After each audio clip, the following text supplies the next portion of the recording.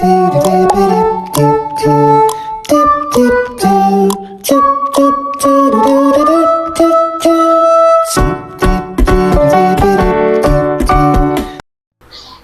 dear learners, welcome to another episode of our Teach Talk. For today's lesson, we are going to learn about balance and coordination. Ano nga ba ang balance? Sa Filipino, balanse. Ibig sabihin, kaya mong kontrolin ang inyong katawan para hindi kayo matumba or hindi kayo madapa.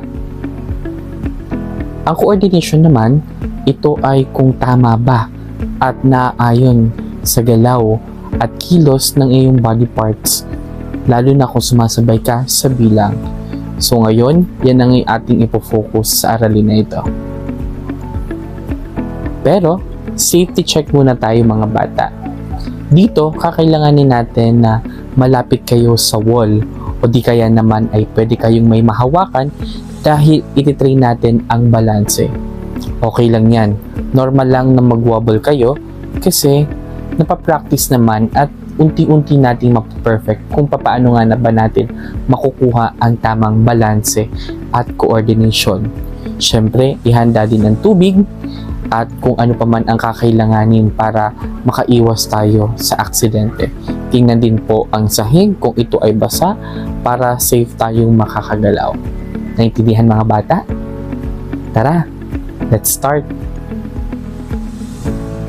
For our first activity, ang tawag natin dito ay heel toe stand.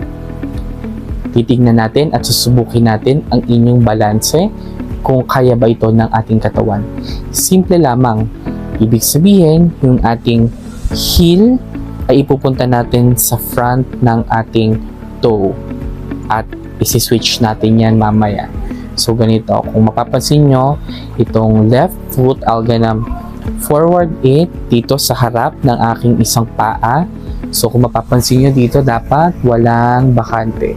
Sa harap lang siya. Wala po, heel toe stand. Okay, ibig sabihin, itataas natin yung ating heel, nakataas ang ating toe dito sa ating front, at steady lang tayo. Count tayo ng 4 counts. 1, 2, 3, and 4. Very good. Switch naman tayo. Dapat nakataas yung ating toe. At yung heel nakadikit sa another toe sa likod. Okay, balance tayo. Bilang tayo ng 4 counts. 1, 2, 3, and 4. Okay, balik na tayo sa position natin. Stand straight. Kung nagwo-wobble kayo, okay lang yan. Normal lang na hindi mo pa ma-perfect, pero pwede mo itong ulit-ulitin para ma-practice mo ang sarili mo na makuha ang ating first move. Bago tayo mag-start sa ating exercise or activity number 2, nakainom ka na ba ng tubig? Very good. Malinis pa rin ba ang iyong paligid?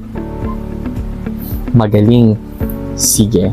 Ang sunod nating exercise or activity ay tinatawag na single leg tap.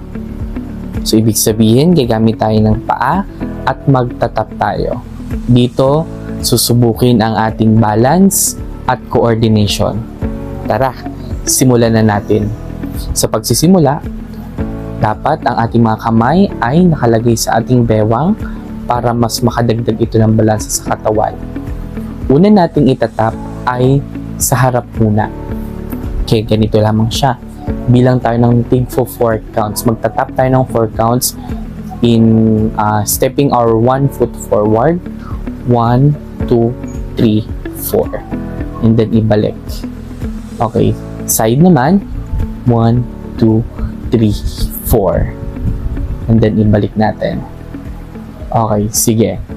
Gawin natin at magbilang tayo ng 16 counts.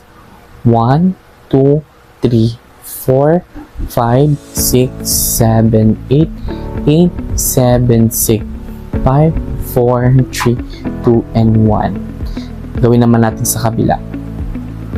1, 2, 3, 4, 5, 6, 7, 8, 8, 7, 6, 5, 4, 3, 2, and 1.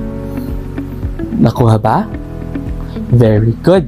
For our activity number 3, madali lang ito. Ito ay tinatawag na cross crawl. Ganito lamang. So magkabila, gagamitin natin ang ating elbow at ang ating knee. So kung gagamitin natin ay right hand, left foot or left knee ang itataas natin. Pwedeng idikit ninyo or pwedeng malayo. Ang importante ay mababalansin nyo. Katulad nito. Oops! Kabila naman. So, ganun. So, bilang tayo ng 16 counts. Alternate para mas maganda. Go! 1, and 2, and 3, 4, 5, 6, 7, 8. 8, 7, 6, 5, 4, 3, 2, and 1. Alright, pahinga ng konti. Inhale. Exhale. Very good, children.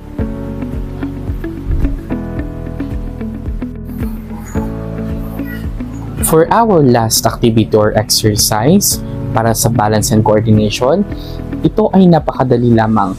Magmamarch lang tayo ng 4 counts and then magpi-freeze tayo ng 4 counts. So ito ay tinatawag na balance freeze. So si teacher muna. 1, 2, 3, and 4. 1, 2, 3, and 4. Mas maganda bagalan natin. 1, 2, 3, and 4. Freeze. Count into 4. 1, 2, 3, and 4. Nakuha ba? Okay, pwede mong i-pause or i-replay kung saan ka medyo nahihirapan. Great job, kids! Ngayon naman, gawin natin ang combination ng 4. Simulan natin sa heel to toe, and then 1 step, yung single step, single leg step. Sunod natin ay ang cross crawl at ang pinakahuli ay balance freeze. Mag-count tayo ng tigbo 4 counts lang. Simulan natin sa heel to toe. Let's start. 1, 2, 3, and 4.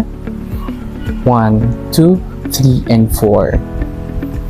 1, 2, 3, and 4. 1, 2, 3, and 4. Sunod natin. 1, 2, 3, and 4. 1, 2, 3, and 4. Last one. 1, 2, 3, and 4. 1, 2, 3, and 4. Congratulations, kids, for a job well done. Great balance practice. Kung hindi pa nakukuha, maaring ulit-ulitin ito para ma-practice at maging magaling kayo sa balance and coordination. So for your activity, i-record ulit ang inyong sarili for the 4 exercises for the balance and coordination. I-submit lang ito ulit sa akin privately para mas maganda at mas maayos kung makikita ang inyong ipapasa. See you on our next Teach Talk video. Bye!